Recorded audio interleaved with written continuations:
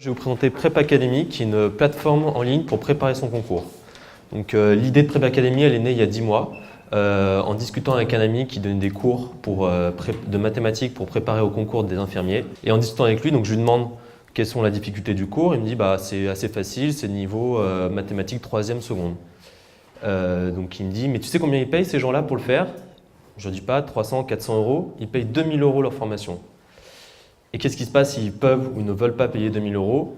Ils se préparent tout seuls dans leur coin avec des livres. Et de là est né Prep Academy. Donc de quoi on parle? On parle d'un marché des concours qui n'est pas celui des classes préparatoires aux grandes écoles. Donc là, on met de côté le concours pour entrer dans les écoles telles que HEC, ESSEC, Polytechnique, etc. On se concentre sur des concours accessibles sans forcément classe préparatoire.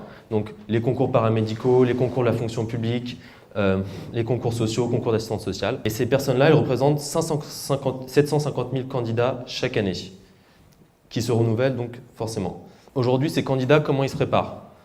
La solution la plus simple, c'est de souscrire à un institut de préparation, un coût moyen de 2000 euros. Et donc l'alternative, c'est derrière de se dire, s'ils ne peuvent pas les payer, comment ils font? Ils se préparent seuls avec des livres. Et derrière, il y a toute l'idée de se dire qu'aujourd'hui, il y a des plateformes comme Cartable, Schoolmove qui ont vraiment démocratisé l'accès aux cours en ligne dans le primaire et dans le secondaire, et que ce genre de plateforme n'existe pas encore dans le supérieur, et notamment sur le segment de la préparation au concours.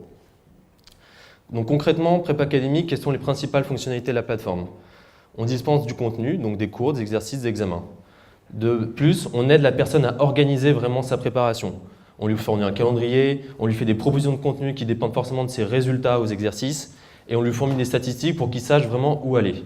Ensuite, on ne rompt pas complètement la relation entre l'élève et le professeur, puisque la personne, le candidat, s'il veut poser une question, peut via une plateforme mail, via un chat ou même à terme de la visioconférence, contacter un professeur pour qu'il puisse l'aider.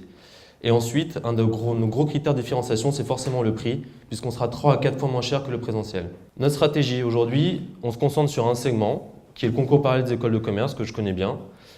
On l'élargit à un segment beaucoup plus grand, concours des paramédicaux, et l'objectif, c'est dans 4 ans de couvrir l'ensemble des concours en France. Notre business model, c'est du B2C, du freemium, donc on génère de la crédibilité avec des cours gratuits, on génère de l'attractivité, et ensuite derrière, si la personne est intéressée, on essaie de la convertir pour qu'elle puisse accéder à l'ensemble de la préparation. Aujourd'hui, Prep Academy est en ligne, donc depuis 2 semaines. On a une centaine de visiteurs uniques chaque jour et on a une 50aine d'inscrits en 2 semaines. Moi, je suis arrivé avec une problématique au hackathon assez particulière, c'est-à-dire que je me suis rendu compte pendant ces 2 semaines qu'il y avait 2 types de personnes qui arrivaient sur ma plateforme. Il y avait les gens qui connaissaient parfaitement les concours, donc qui avaient choisi en orientation, qui s'étaient renseignés, qui étaient juste en recherche d'une préparation. Donc moi, je coupe ce besoin-là, après, c'est mon rôle à moi de les convaincre. Et il y avait d'autres personnes qui ont choisi leur orientation, qui savent qu'ils doivent passer un concours, mais qui ne savaient pas trop comment le faire. Ils n'avaient pas d'informations sur les dates, sur la manière de s'inscrire, etc. Et donc, ils étaient loin encore de savoir qu'il fallait se préparer et comment ils allaient le faire.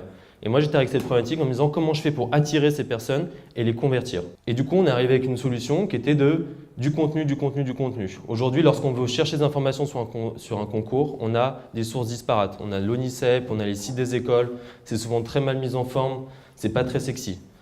Nous, on va agréger les informations, on va les mettre en forme et on va les dispenser de manière gratuite sur la plateforme. L'idée, c'est derrière de dire la personne, elle ne savait pas à l'origine comment elle allait faire, elle trouve les informations sur le concours et derrière, on utilise cette opportunité pour pousser notre solution de préparation. Donc, on a designé 2 pages. Une page qui fait un panorama des concours en France. Donc, la personne pourrait y trouver toutes les informations nécessaires et des fiches concours.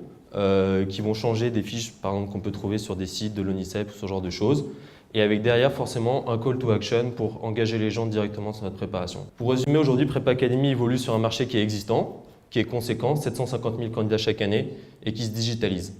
La plateforme est en ligne, on commence à avoir des visiteurs, et le hackathon va nous permettre de convertir une partie de ces visiteurs dans les prochaines semaines. Visiblement, ça avait commencé déjà il y a 2 semaines. Ouais. Donc, à quoi t'a servi le hackathon? Qu'est-ce que tu as appris? En fait, j'étais arrivé avec un problème concret, c'est-à-dire que j'avais une personne qui avait choisi son orientation sur ma plateforme, donc chatter avec elle, j'ai un chat intercom.